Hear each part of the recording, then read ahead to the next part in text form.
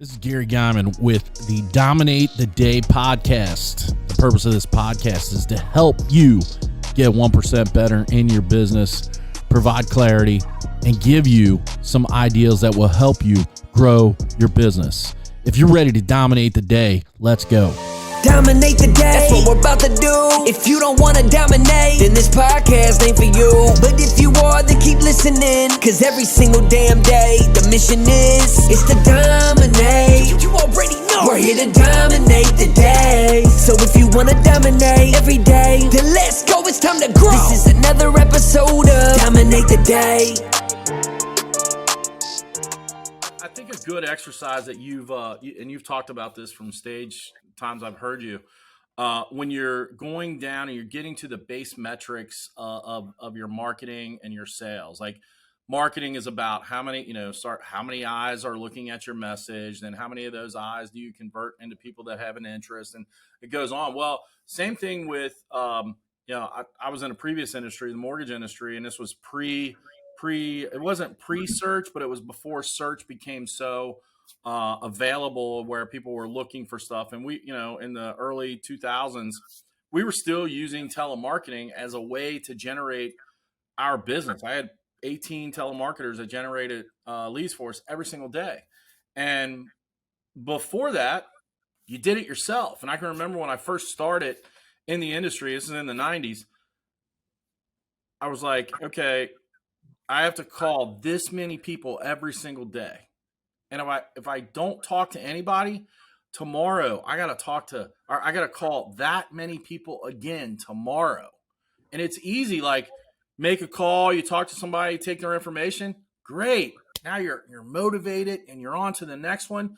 But what if you go 3 days and you're making those calls and nobody's talking to you? Like you stop, you're not going to get yourself to the next level. And that's, you can take that and put it to anything in your business, whether it be marketing, sales, the operations piece, dealing with customers, whatever it may be. There is base metrics or there are base standards that you have to complete every single day. And if you don't, your business isn't going to move forward. But sometimes when you complete those, and I'm sure you've dealt with this too, Chris, like there isn't a winning outcome every single day where you're like, yeah, I did it. Let's go. It's easy to be motivated then, right? What about when you've handed out 5,000 flyers and nobody called you, right? Or you put out 50 yard signs and didn't get a phone call. Right? What do? Do you stop? No, because if you stop doing the activity, you're never going to get the result. Yeah, that's right. And I want to just discipline, and then one more would be and being intentional. And this is just, I think if you're intentional in your business, things happen. I see so many entrepreneurs like hoping and wishing. Like I hope this year's better than last year. I hope I get more phone calls this month than last month. I hope our close rate goes up. And it's like, no. Each one of these pieces, you have to be super intentional. Yeah. And you just have to break them down in like little bite size, like how am I answering the phone? And how I'm going to be super intentional on how I answer the phone. How am I overcoming sales objections? I'm going to be super intentional on that. And not having any part of your business that operates off of hopes and wishes. Like if you have any part of your business that operates off of hoping and wishing, I would say put an intention there of like, all right, I'm going to turn that hope into an intention. Like, how do I change that? So those two things, discipline and intention, I think, man, if you get those two things right, because the marketing is going to come, the sales is going to come. Those are just systems. But the other two things are mindset. And that's the hardest part of this thing, to believe it or not, bro. Absolutely, it is. I mean, mindset will take you so many places. Oh man, it's the toucheest thing to say, But it's so true. But it's so true. I mean, if you wake up every day intentional, and we're two individuals that our childhood sucked. Mine sucked in a different way than yours, but they sucked. And if you let that stuff just fester and take over, it's easy to go, but that's not going to pay your bills today. That's not going to put you in a position to be successful today. It's not going to let you focus on going after your purpose. Like anything that's happened to you in life, you have to take it, look at it, and go, okay, number one, how do I not go back to that place? And then number two, what do I do that affects others positively so they can see that I'm not going back to that place? I think the giver mentality helps us with mindset more than anything else. At least it does me. When I'm focused on giving, and I'm not talking about monetarily, like you can give with time, resource, money, right?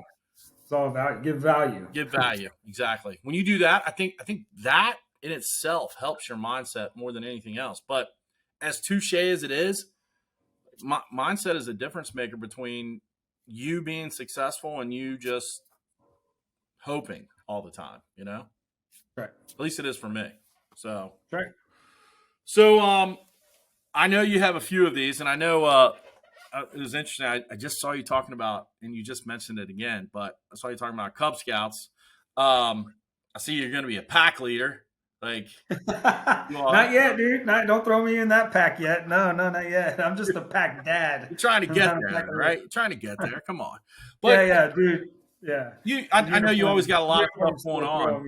And I'm sorry. Go ahead. No, that's all right. I was going to say, I know you got a lot of stuff going on. That's just one of the many things. But tell us a few of the things that you're working on or you're passionate about right now that you're trying to make happen.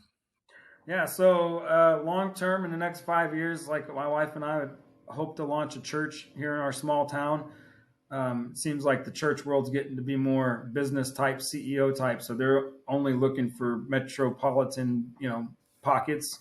And we live in a small town. So that's 5 years, 5-year plan.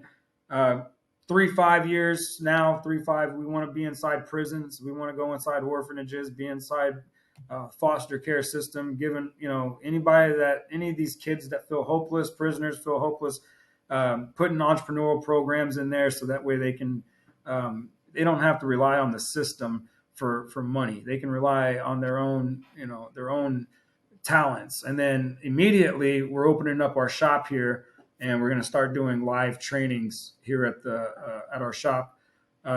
Just small, intimate, 10-person gatherings, and then building out their game plan for the whole year. So when they leave here, they know exactly how many leads they need, how many calls they're going to need to get the leads, what their close rate is, and how they're going to close them, and what the sales objections are, how they're going to overcome them. And so that's immediately. So, yeah, man, I'm excited about the future. It's going to be a good 3 to 5 years, and it's going to be a good next 12 months. So I'm excited. Yeah. I knew about the church because you mentioned that when you were in Orlando.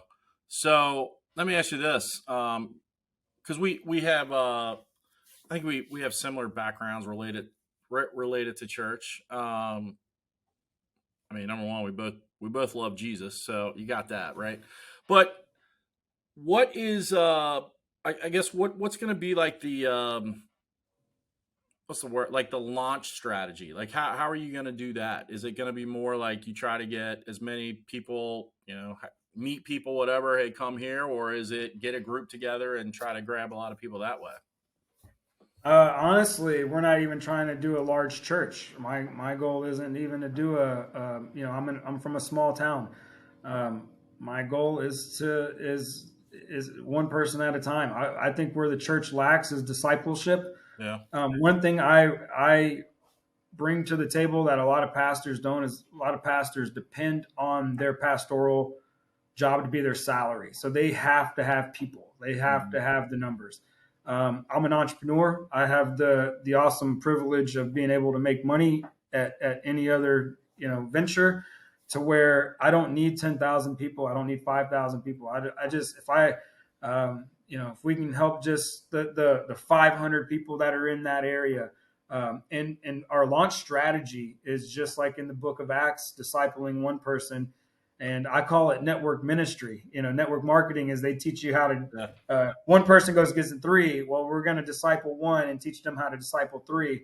and then we just keep going down the branch. And that's going to be our launch strategy. Is not we're not going after other people's church members. It's purely going to be discipleship of, hey, you're going to see your life change, and the byproduct that everybody around you is going to see your life change, and they're going to say, hey, dude, what the heck? How did your life change? How's your marriage so strong? And you're going to point them, dude, ever since I started going to this church, boom, what I mean? And that's going to be our launch strategy. So cool. I like it. Yeah, I'm excited. You got me excited just talking about it. I mean, Jenny and I, of course, will come at least once. I mean, yeah, that's right. I mean, we'll come and hang out. So tell us how we can get people that want to get in touch with you, how they get in touch with you. Maybe they're interested in the training that you're talking about. Like what's a great way to reach out and get a hold of Chris Martinez? Yeah, at High Ticket Chris. You can find me on Instagram there. I think YouTube, it's High Ticket Window Cleaning. So just I'm not really good at the having one. So you're just gonna have to type in Chris Martinez. You'll find me, dude. Connect with me. I'm always available to help, man. Like, I'm not someone that's like, hey, buy an hour of my time. You got a question? Message me. Like, I'm always here to help. Just do the work. Google Chris Martinez. You'll find me. There you go. Well, man, I appreciate you taking your time to spend with us. I know you got a ton of things going on, but definitely was a pleasure. Guys, if you have questions, like I said, I know Chris really well, and exactly what he said is true. If you have a question, reach out. He is one of the most accessible people that you'll find. At the same time, I think that the trainings that he's going to offer will help a lot of people in terms of those individuals that don't know what they should be doing, based upon what I know of Chris and what he's put out before. We'll give you a step-by-step plan. So if you have an interest, check it out. If you're like me, waiting on this church, follow him. He'll be putting out content, I'm sure. And we're all interested to see his journey in the Cub Scouts.